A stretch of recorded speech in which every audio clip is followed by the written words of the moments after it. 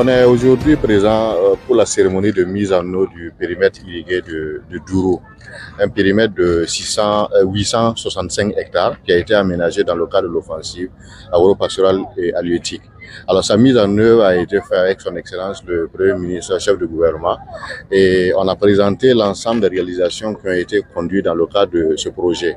Il s'agit de ce périmètre, comme je l'ai dit, de 865 hectares, alimenté avec le barrage de Kirsi et qui va permettre d'irriguer des superficies utiles de 720 hectares.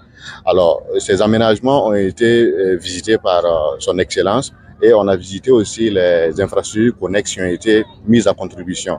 Ces infrastructures connexes, c'est 16 magasins de conserverie doyants de 20 tonnes et 6 magasins d'intrants, de céréales, de stockage de céréales de 250 tonnes et 250 tonnes un magasin d'intrants. Alors l'ensemble de ces réalisations ont coûté autour de 17 milliards 500 millions dont l'exécution a été faite en 18 mois. Et nous sommes heureux d'avoir réalisé une telle infrastructure dans la région du Nord qui fait quand même l'un des périmètres d'envergure de 865 hectares au profit de cette région qui va permettre d'augmenter la production de riz dans la région au moins de 40%. Et il est attendu plus de 17 000 tonnes de culture maraîchère en contre-saison sur ce périmètre. Alors, ça va maintenant dans l'exploitation. On a dans l'organisation pour la mise en exploitation, on a mis en place une coopérative pour organiser les questions de mise en valeur. Mais à côté de ça, on est en train de mettre en place aussi des organes d'usagers d'eau, OUA, qui vont s'occuper uniquement pour les questions d'eau et d'infrastructure au niveau du périmètre. Ça va permettre de pérenniser les infrastructures, mais aussi de réglementer les tours d'eau au niveau du périmètre, de telle sorte à ce qu'il n'y a pas de gaspillage, il y a d'efficience, parce que cette source d'eau vient d'une réserve, notamment un barrage. Donc, il faut faire quand même une gestion rationnelle de ces ressources en eau. Donc, il y a des formations qui sont prévues pour ces bénéficiaires. Et en termes de retrait, il y a des équipements pour les questions de travaux courants d'entretien et qui va permettre d'avoir quand même une durabilité de l'infrastructure au profit des bénéficiaires.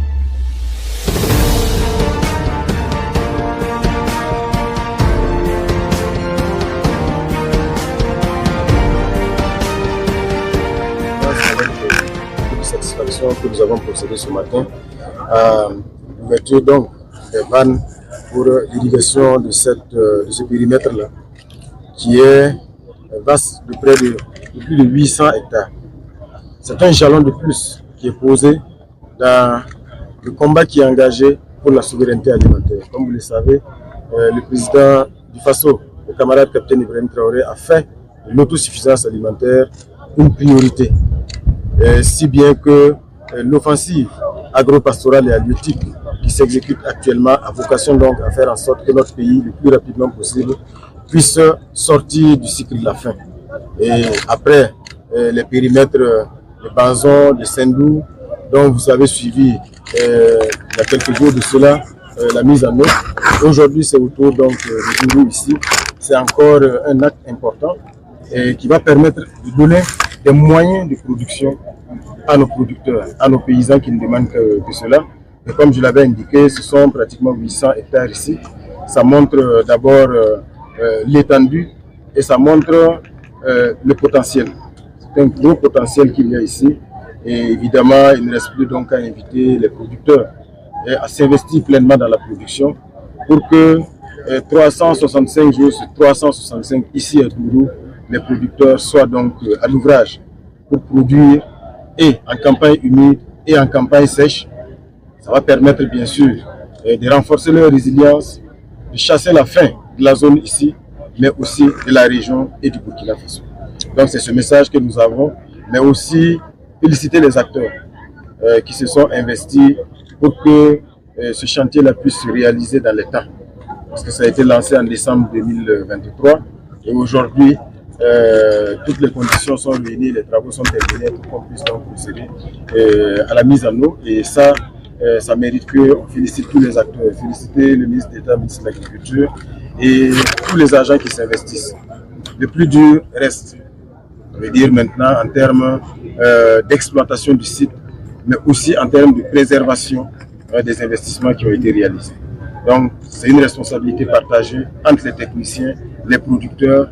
Il faut que tout soit mis en œuvre pour que les gros investissements qui ont été faits ici, c'est près de 17 milliards et demi qui ont été investis, cela nécessite qu'on en prenne soin pour que ce soit un investissement durable qui change de façon durable et de façon définitive les conditions de vie des populations dans la zone, mais aussi que chaque année on puisse sortir ici des quantités importantes de céréales, de produits de la maraîchiculture qui vont permettre bien sûr de nourrir vraiment les Burkinabés. Et comme je dis, c'est vraiment un acte très important.